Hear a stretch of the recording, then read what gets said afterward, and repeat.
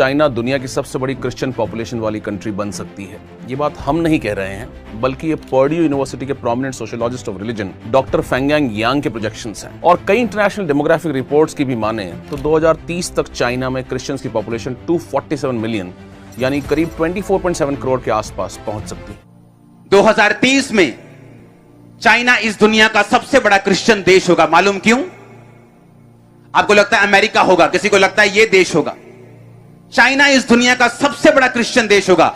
आज अगर संडे है तो मॉर्निंग 4 बजे 3 बजे लोग वो उठते हैं गुफाओं में, जहां 3-3 हजार 4-4 हजार लोग गुफाओं में मीटिंग्स करते हैं। गुफाओं, हर एक बंदा जितने स्पीड से यीशु मसीह में आ रहे हैं, मैंने कहा 2030 में चाइना इस दुनिया का सबसे बड़ा क्रिश्चियन देश होगा। आप सभी को जय मसीह। मेरे प्रिय भाई ने परमेश्वर आपके परिवार को सुरक्षित रखे। मेरे प्रिय भाई बहनों, आज दुनिया में एक ऐसी खबर चर्चा में है जिसने लाखों करोड़ों लोगों को सोचने पे मजबूर कर दिया है। जिस देश को कभी पूरी तरह नास्तिक माना जाता था, जहां विश्वास करना आसान नहीं था, आज उसी चीन में तेजी से ईसाई विश्वास बढ़ने की बात जो हमारे सामने आ गई है। सोचिए 2030 तक क्रिश्चियन कम्युनिटी बन जाएगा चाइना। बहुत बड़ी ये खबर है मसीह समाज के लिए और जिस तरीके से देश के लिए। बहुत लोग दावा कर रहे हैं अपने आने वाले समय में चीन दुनिया का सबसे बड़ा ईसाई राष्ट्र बनेगा। आने वाले समय 2030 तक, मतलब ये अभी चल रहा है 26 और 4 मतलब कि 10, इस तरीके से घटना हमें देखने को मिलेगी। इसी बात ने पूरी दुनिया को हैरान कर दिया गया। जहां पर लोग नास्तिक थे, जहां पर परमेश्वर या ईश्वर या भगवान या गॉड को नहीं मानते थे, आज वहां पर लाखों करोड़ों अरबों लोग प्रभु यीशु मसीह को मानने लगे हैं। मेरे प्रिय भाई बहनों, जब परमेश्वर काम करते हैं तो कोई भी देश, कोई भी परिस्थिति और कोई भी ताकत उनके रास्ते को नहीं रोक सकती है। मैं एक वचन आपको बताना चाहता हूँ। लिखा गया है मत्ती अध्याय 4 और वचन नंबर 16 में लिखा है, जो अंधकार में बैठे थे उन्होंने बड़ी ज्योति देखी है।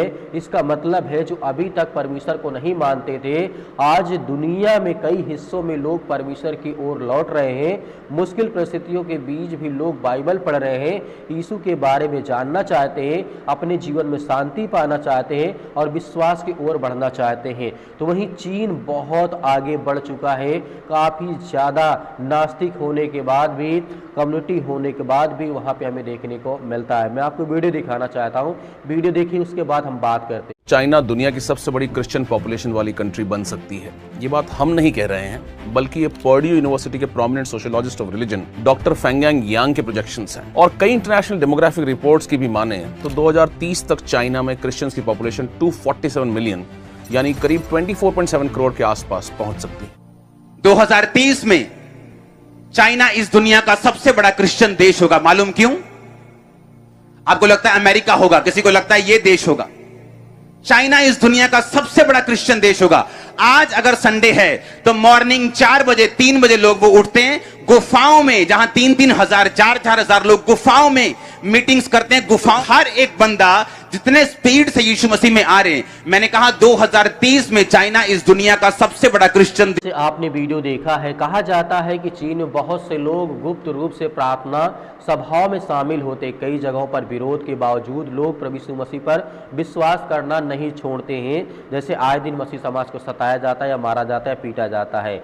यह हमें बाइबल की उस बात की याद दिलाता है जहां प्रेरित पौलुस ने भारी विरोध के बावजूद भी सुसमाचार का सुनना बंद नहीं किया।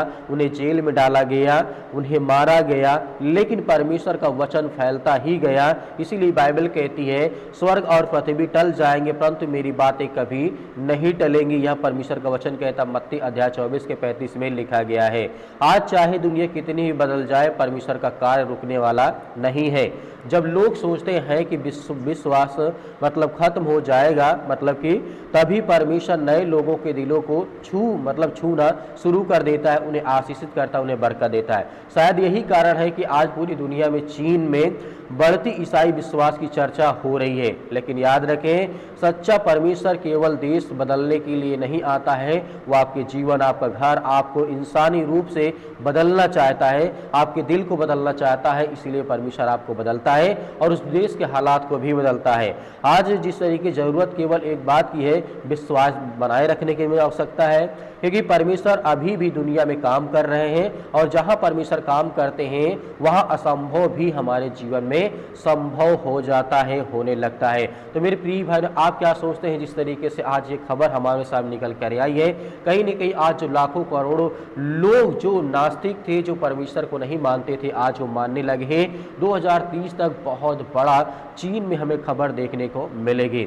आप क्या सोचते हैं? आपके मन में जो विचार हमें कमेंट बॉक्स में कमेंट करके जो बताइएगा। मिलते हैं नेक्स्ट वीडियो में।